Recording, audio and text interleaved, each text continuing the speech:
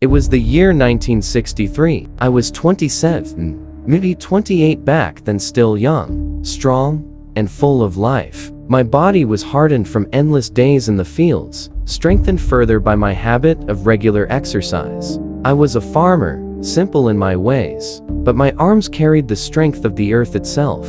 Fear was not something I thought I knew. That night, or perhaps it was very early morning, something unusual happened. I remember being in a deep sleep when I suddenly heard a familiar voice calling my name. It was my friend, the same one who almost every dawn would come to fetch me so we could go together to the fields. He never missed a day. Whenever he knocked, I knew it was time to work. But something was different this time. When I opened my eyes, the entire house was still. Not a single member of my family was awake. Normally, by this hour, someone, my father, my mother, even the children would already be stirring. But this time, silence ruled the house. Everyone slept as though under a spell. I did not own a clock in those days, so I could not tell the exact hour. For all I knew, it could have been the middle of the night or the beginning of dawn. Yet when I stepped outside, I was greeted by an eerie brightness. The moonlight was so intense that it almost felt like daybreak. The whole landscape lay bathed in silver trees, fields, the narrow dirt road. It was as if the night had stolen the light of the sun for itself.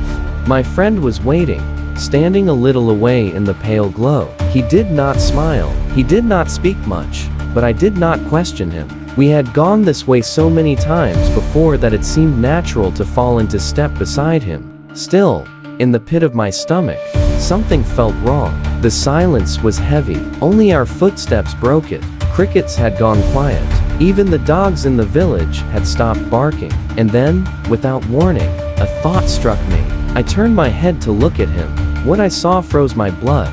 The face beside me was the face of my friend. Yes, the same eyes, the same nose, the same familiar features, but twisted, distorted into something unnatural. The skin seemed tighter, almost stretched across the skull, and his expression carried a darkness I had never seen before. His mouth twitched at the corners as if he were suppressing a smile too wide, too cruel. His eyes, though shaped like my friend's, had a glint in them, something cold, something that did not belong to this world. In that instant, I knew. The thing walking beside me was not my friend. Yet I did not scream. I forced my fear down, burying it deep in my chest. I pretended not to notice, because some part of me whispered that if I let it know I had recognized the truth, it would strike. So I swallowed my terror and said quietly, "I don't feel well today. Maybe we should go back home." He stopped. Slowly, his head turned toward me, and when he spoke, the voice was my friend's, but heavier, deeper, like something dragging itself through gravel. "No," he said. "Come with me." The tone of his voice was not a request. It was a command, and as his words sank into me, I felt a chill wrap around my bones. That was the beginning. We walked further into the night, the road ahead swallowed in silver light and deep shadows. The silence between us grew heavier, pressing down like a weight on my chest. I could feel his presence at my side, too close, too quiet. My heart pounded with every step. I tried to act normal, but fear gnawed at me. Something inside whispered, "This is not him. This is not your friend." Still, I forced myself forward. At one point, I glanced at him again, and what I saw almost made me stumble. His face had changed. Not completely. Not enough that an ordinary eye might notice. But to me, it was unmistakable. His skin was darker in patches, almost bruised, and his lips had drawn back slightly, revealing teeth that looked sharper, longer. His eyes reflected the moonlight in an unnatural way, like the glow of an animal hunting in the dark. I swallowed hard, fighting to keep calm. Are you all right?" I asked, though I already knew the answer. He didn't respond immediately. Instead, he just kept walking. His silence was more terrifying than words. Then, in a voice deeper than before, he finally answered, "We are fine. Not I, not me, but we." The word struck me like a blade of ice. Who was we? Who else was there, hidden inside this figure wearing my friend's face? I slowed my pace, letting him walk a little ahead. My instinct screamed at me to turn back, to run, but my legs felt like lead. My body obeyed his presence as if caught in a web. Suddenly, he stopped. The night air seemed to thicken. He turned to me, and for the first time, I saw his face clearly under the full light of the moon. It was horrific. The skin was no longer smooth, it rippled, as though something underneath was pushing against it, trying to escape. His mouth stretched unnaturally wide, a grotesque parody of a smile. His eyes burned with hunger, not the hunger of a man for food, but the hunger of something ancient and vile, something that fed not on bread or rice, but on life itself. I staggered back, bile rising in my throat. You're not my friend," I whispered, my voice trembling. He stepped closer, his shadow falling across me. "You came," he said, his voice now like several voices layered together, some human, some not. "That is enough." I stumbled backward, heart racing, and reached into my pocket. My fingers closed around the box of matches I always carry. My only thought was light fire something. Anything to push back against the darkness standing in front of me. With shaking hands, I struck one against the box, but before the flame could catch, his hand shot out like lightning, cold and impossibly strong, and gripped my wrist. I froze. His face twisted further, the human mask peeling away into something monstrous. His teeth lengthened, his eyes widened, and his grip tightened until pain shot up my arm. I gasped, and in that moment, he leaned closer, his breath foul, rotten, as he whispered one phrase into my ear. "We are hungry." Those 3 words cut through me more than his grip, more than his face. Because I understood, then he wasn't here to scare me. He wasn't here to threaten me. He was here to feed, and I was the meal. The moment those words left his mouth, "We are hungry," I felt my blood turn to ice. The grip on my wrist tightened until it felt like bone might snap. His strength was inhuman. I tried to pull away, but his hand only grew colder, harder, as though iron shackles had clamped around me. I gasped for breath, my chest rising and falling rapidly. "Let me go," I shouted, but the night swallowed my voice. The village slept on, silent, unaware of the nightmare unfolding just beyond its edge. His mouth stretched wider, that grotesque, half-human face twisting in hunger. Then, without warning, he yanked me forward with such force that I stumbled to the ground. Dust clung to my palms as I scrambled, trying to resist, but he dragged me along the dirt path like a ragdoll. His movements were jerky, unnatural, almost animal-like, as if every step was powered by something more than muscle, something driven by pure starvation. "Stop, please," I begged, my voice cracking. "I've done nothing to you." He didn't even look at me. His voice, when it finally came, was guttural, layered with echoes, as if many mouths spoke through him. "You will do. One of you always will." I kicked, thrashed, clawed at the ground, but he pulled me with terrifying ease. My nails dug into the earth, leaving desperate grooves in the dirt. The smell of damp soil filled my nose as my face scraped against the ground. Still, I fought. I knew if he reached the water, I would not return. The road narrowed as we moved closer to the riverbank. I could hear the faint sound of rushing water, cold and merciless, waiting like a grave. Every inch closer made my heart hammer harder in my chest. I twisted my wrist violently, managing to wrench free for only a second. Hope surged. I tried to scramble up, tried to run, but before I could take more than 2 steps, his hand caught my shoulder. His grip sank into my flesh like claws, ripping through my shirt, and he hurled me to the ground. I cried out as pain shot through my ribs. Dust filled my mouth. I spat and looked up only to see him towering above me, his figure looming against the silver light of the moon.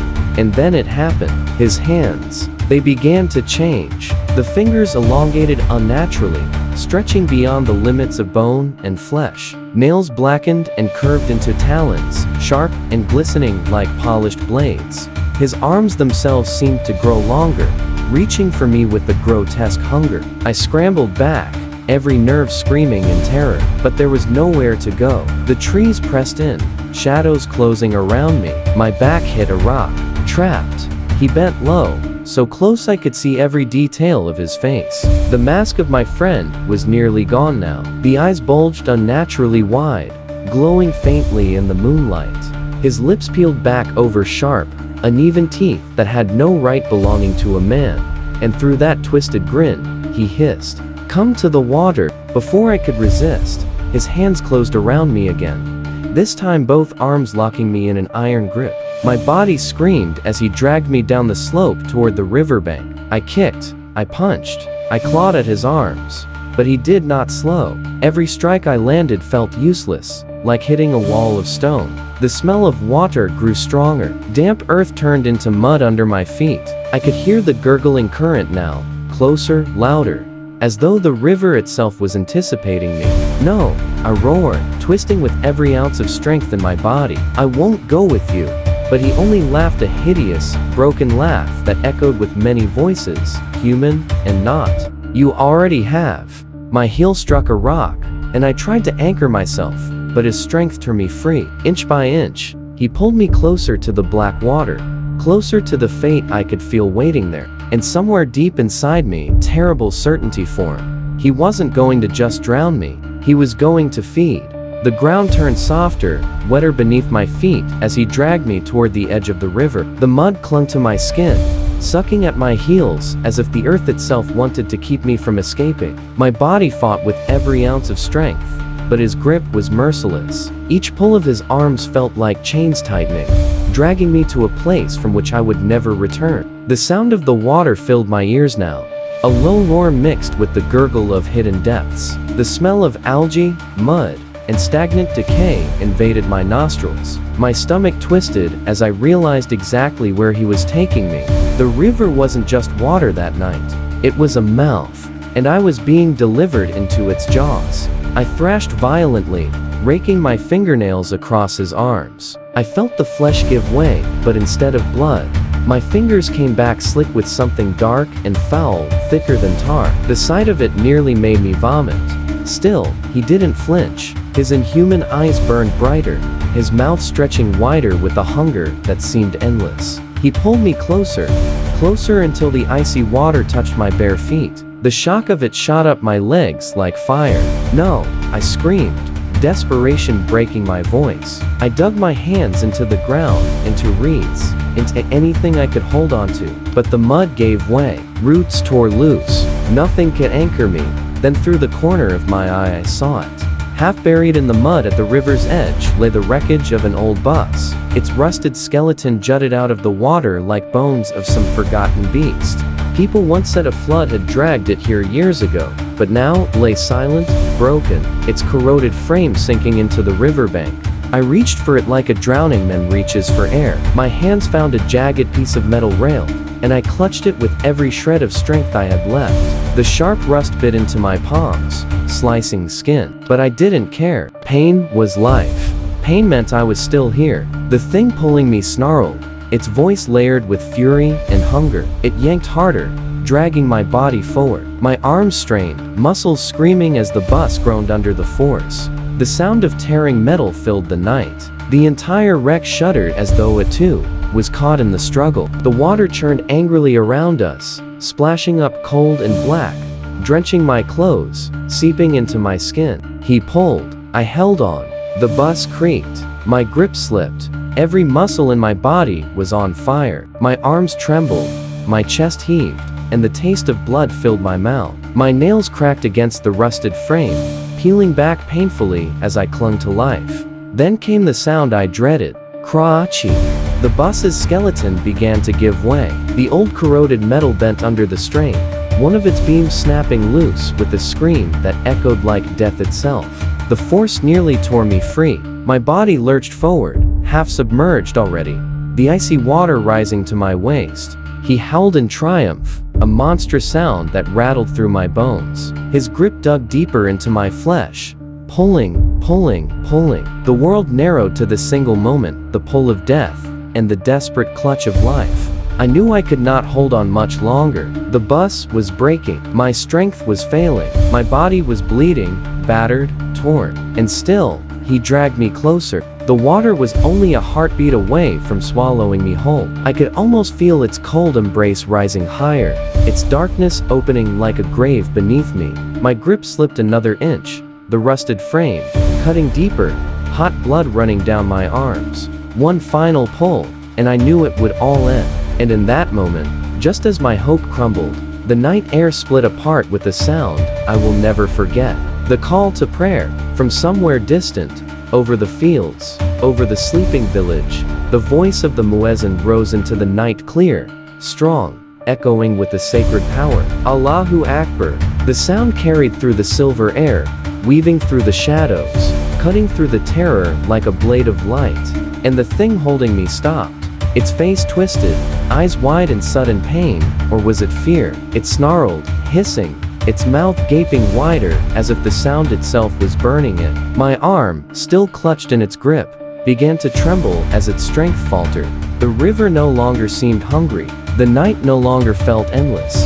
There was hope, but the struggle wasn't over. The muezzin's voice rose higher, each word like a blade of fire slashing through the darkness. Allahu Akbar, Allahu Akbar. The sound echoed across the fields, the river, the trees until even the shadows themselves seemed to shrink back. The thing that had once been my friend recoiled as though pierced by unseen daggers. Its grip loosened, and a guttural scream tore from its throat. A sound that didn't belong to this world. It was rage and agony twisted together, a hull so sharp it made my skull vibrate. I felt its claws falter against my skin. My arm slipped free, raw and bleeding, the flesh torn where its grip had been strongest. My chest heaved, lungs burning as if I had surfaced after drowning. The creature staggered back, its body convulsing violently. Its once human face flickered, shifting between the familiar features of my friend and the grotesque mask of hunger that had almost dragged me to death. Its mouth gaped open unnaturally wide, vomiting a stream of black smoke that hissed into the air. The river churned as if something massive moved beneath its surface. The water boiled and spat, waves thrashing against the muddy banks. For a moment, I thought the entire river itself would rise and swallow us both. But the call to prayer grew stronger. Hayya ala es-salah, Hayya ala es-salah. And with each sacred word, the figure shrieked louder, stumbling backward into the river. Its pale arms flailed as though trying to cling to me one last time, but instead, the current seized it. I watched in horror as the water pulled him under. Not like drowning, no. It was as though the river opened its mouth and dragged him down willingly. His screams bubbled into silence, and within seconds, he was gone. The surface went still. The night grew quiet. Only the call to prayer remained. I collapsed onto the broken frame of the bus, my body trembling violently. Blood ran from my hands, my knees, my chest. My muscles screamed with exhaustion, and my mind was a whirlpool of terror. I pressed my forehead against the cold, rusted metal, my tears mixing with sweat and river water. I was alive, but I had come within an inch of hell. When the prayer ended, the night seemed lighter. The suffocating darkness that had clung to me was gone. The air felt clean, as though some poisonous fog had been burned away. Slowly, painfully, dragged myself back toward the village. Each step was a battle. My legs felt like stone,